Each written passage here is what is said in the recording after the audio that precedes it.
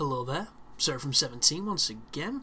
This is going to be a quick and delicious video about some new content in Dark Souls 2.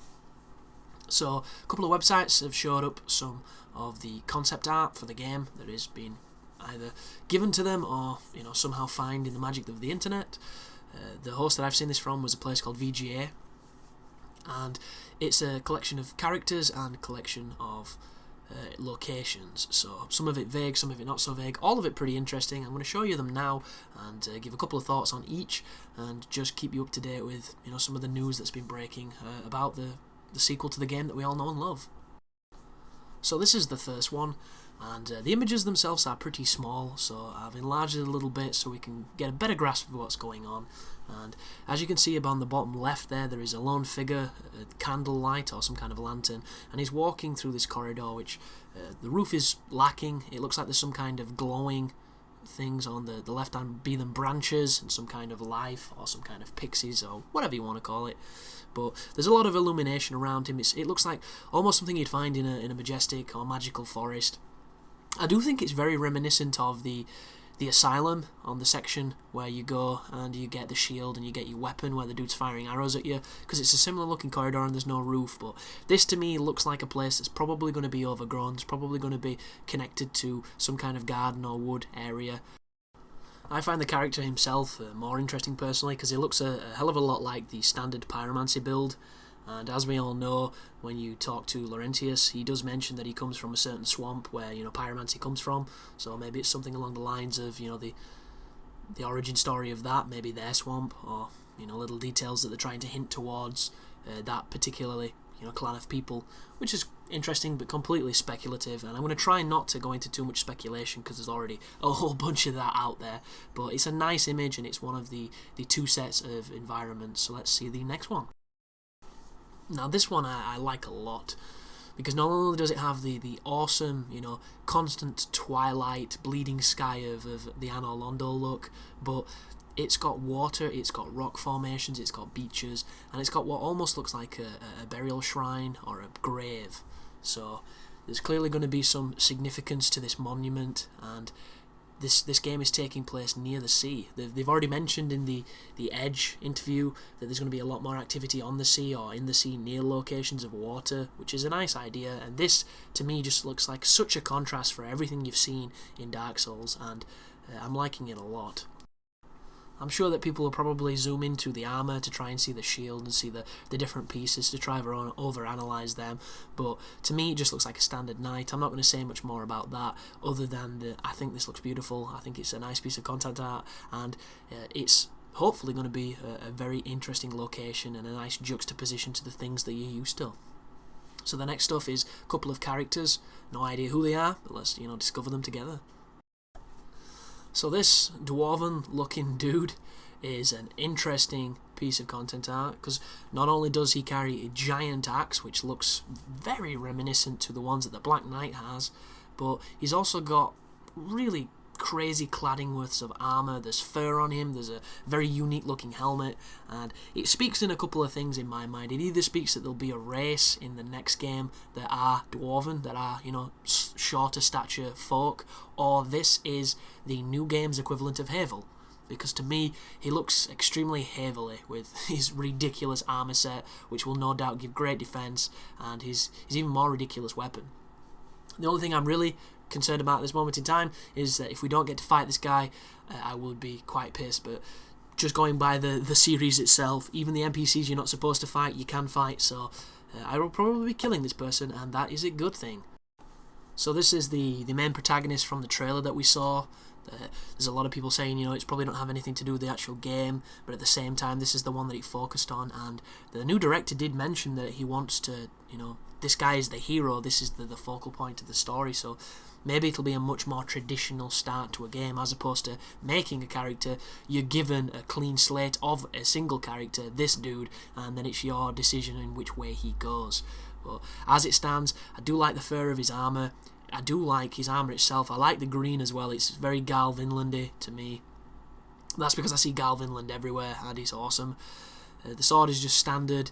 You know, it's interesting designs, but at the same time, Dark Souls has always had interesting designs. So I'm hoping for much more crazy, much more elaborate humans, but much more is not the right word in this context. Many more NPCs. Because the one thing I love about Dark Souls is the people that's in the world, because they're all kooky and they're all crazy and you can fight them, and it's just an interesting little ecosystem they've got going, but I want more of them. I would love a town just filled with cutthroats. It'd be such a cool idea, and with concept art like this one, they have, you know, no trouble designing characters, so just bring them more, many more for me, because, you know, that's what I dig in this series. But cool looking dude, he probably is the hero. Take of that what you will. But the next one. So this one's a little bit more obscure. It's some kind of raiment or gauntlet for a character's hand, and it's running all the way up the arm. As you can see, that there are intricate carvings on it, which could mean absolutely anything. I'm not entirely sure if it will cover up the fingers as well, but here's the little things that I'd like to put out there as some ideas that, you know, this inspired in my mind some things that I would enjoy in the game.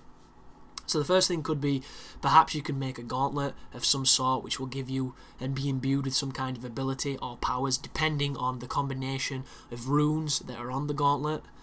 Another thing that I think would be really cool if they used it would be a risk and reward type system of, you can either go with rings or a gauntlet, but you can't go with both. And there's going to be an interesting, you know, duality of a trade-off between having this super powerful gauntlet that does specific things, but not having access to the abilities that the rings grant you, and then vice versa. I think some kind of choice like that would make it much like the perks in a Call of Duty, or, you know, like the abilities in a Fallout, where everybody seems to have their character tailored towards a certain degree of awesomeness. And I think just the fact that they could put two contrasting amazing abilities, but you can only have one of them, would add a whole bunch of depth and creativity for the PvE and PvP aspects. So even though this is just a fancy looking stone clad gauntlet piece, this could, you know, hint at something really, really cool, and I might be extremely disappointed and it's something really simple and trashy, like it opens a door, but I hope it's a hint of something greater to come. So this one here is obviously going to be an enemy, a standard enemy. I don't know if it's going to be a Dredge Link or like a more of a commanded, armoured, undead soldier type dude, but as you can see from him, he's got something quite similar to the Kirk helmet on. He's got a bunch of torn rags and raiments and armour of his past life. You'll notice to the side, they've also shown you his legs when they're not clad in the crazy waistcoat. There's not much to be interpreted from this, because artists want to show you what every aspect looks like when it's not covered up. A second thing to this could be, that's what he looks like when you chop him in half, and it could, you know, say there's going to be some kind of dismemberment in the new game, which would be awesome, but I don't think that's what this means, and I wouldn't want people to read too much into that angle. But as you can see, he carries a crossbow, very standard looking crossbow. It looks sniper crossbowy, and he's got a pretty generic looking mace. So that tells me that this is going to be the bread and butter Dredge Link type creature / armoured soldier that you're going to be running into a lot in your standard troubles and fares through Dark Souls 2. But he looks dark, he looks, you know, suggestively more sinister than some of the things in Dark Souls, so hopefully it could be a much more affecting and shall we say scary game. So cool looking dude. Let's see the next one. So this one screams Catalyst to me. I have absolutely no idea of what kind it will be, but it both guarantees that there's going to be more sorceries and magics in the new game, and it also means that there's hopefully going to be a nice diverse range of catalysts to use them with. Either that or it's a tiny bat that's been impaled by a really unfortunate tree. But this is the one that's got me excited. So one thing I mentioned on my live playthrough of Dark Souls is I would love to see the inclusion of mounts or horses into the Dark Souls universe. I had no idea how it would work or if it would work, but this gives me hope that they're at least thinking about it. Because as you can see, it's the standard, you know, soldier that we saw before. He's now commanding this chariot, this mean-ass looking chariot with some crazy old spikes on its wheels and two undead looking horses. This could be a standard enemy, or this could be one of the uniques that ends up coming back. This could even be as important as a boss fight. This could be like an arena, you know, Benner-style chariot race. It could be a whole bunch of different things, but goodness me, it's exciting, and if done correctly, it could be amazing. If done badly, it could be like Masakado off Ninja Gaiden, who was a dickhead, but fingers crossed, with the looks of this, they're thinking, you know, outside the box of the standard stuff they've done before. It's ambitious, and hopefully we will come across mounted enemies, we'll come across opportunities to use mounts, and it'll add an extra dimension to the combat and to, you know, situation. Just imagine a mounted opponent turning up in a normal fight, you pulling a mounted guy, and everything goes to hell in a handbasket. But at the same time, imagine if you can parry them, and what the character's going to do on a riposte, or, you know, certain ways to neutralise the horses to kill the mountie. It could be so exciting and so different, but we will not know until a couple of years probably, or at least a year and a half. So let's go on to the next one. So this guy looks like your standard Slavey Scrubber. He's got the collar on and everything. He's in chains. He's probably been in some prison in some part of his life. But at the same time, they've combined him with flame. So I don't know if it's going to be two different types of enemy, if this one's just a little bit more infernal on the right, or if it's just the full design when he either gets angry or when he uses his magic or his special ability. But with the looks of this guy looks a lot like a Cyst off of Dead Space, which is the pussy-armed, you know, infected dude that blows up. He also reminds me of a whole bunch of different standard, you know, enemies of that type. I have no idea how this would fit in, because with the looks of it, if you injure him, maybe he wouldn't bleed. Maybe he would bleed the like molten liquid everywhere. Maybe there's some kind of cult to a fire area, because we've already seen him walking towards a molten looking area, and you know they're going to have things like that in these games because it's the type of standard fantasy fare that people enjoy. But interesting to see. It could be kind of like the alien paradox, where you damage the alien and its blood itself damages you. So maybe there'd be like those big, you know, the toxic infected people that are all bloated into giant ball sacks. Maybe we're like one of those guys. But who knows? Interesting, different, definitely disturbing. He's also got some wickedly deformed fingers, and I'm hoping that that's just, you know, parts of the raiments or the wraps that he's got on. But if it's not, he could be like some kind of perverted E.T., which is not a good thing, trying to phone home in your asshole. But next one anyhow. So if anybody wasn't seeing a Necromorph reference in the last one, you've got to see one in this. I mean, this thing even looks like a Tyrannid if you're into Warhammer 40,000. It just looks really strange.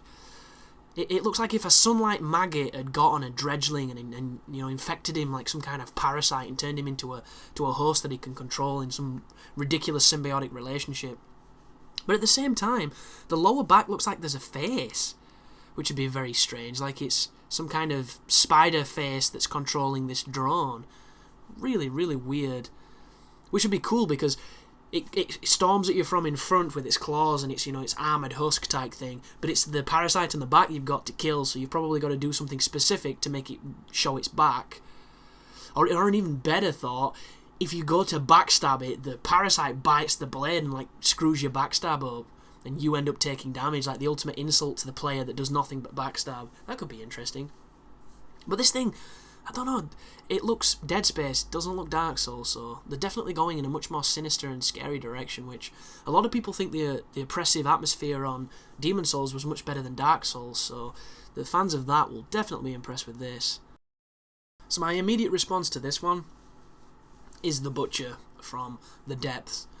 Even though she's female, as we've somehow found out thanks to speculation, lore, and various other things, it definitely reminds me of that. It also reminds me of a new unique enemy, like the Knight of Baranek, or whatever they're called, Baranique type character, because it looks like something that you'll probably fight quite a lot because it's been well designed, but it'll only be isolated to a certain area and not too frequently.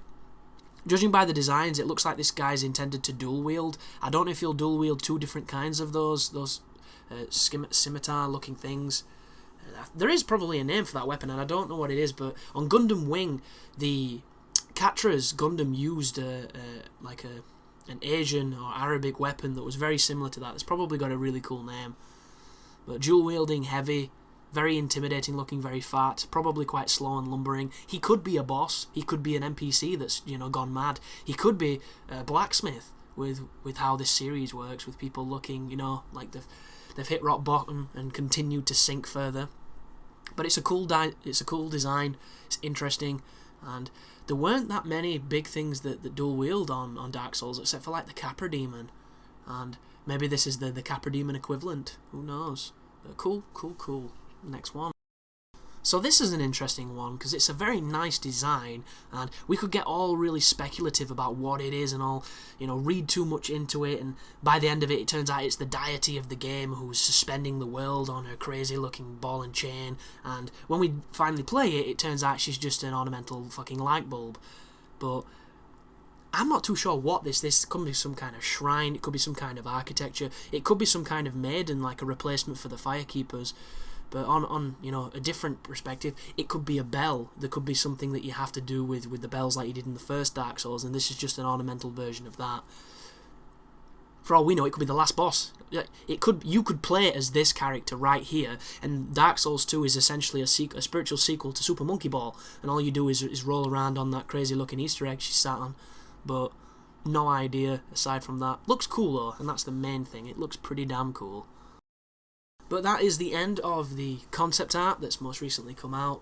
Hopefully in future, when more news breaks for this title, I'm going to try and share it with some people, because Dark Souls is a very important part of my channel, and Dark Souls 2 is going to be getting covered feverishly, because I cannot wait for it, and I cannot wait to be a part of it.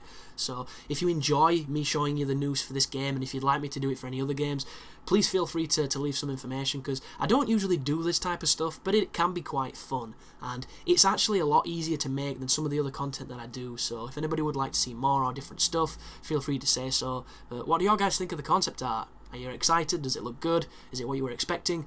Please let me know, and you take care now.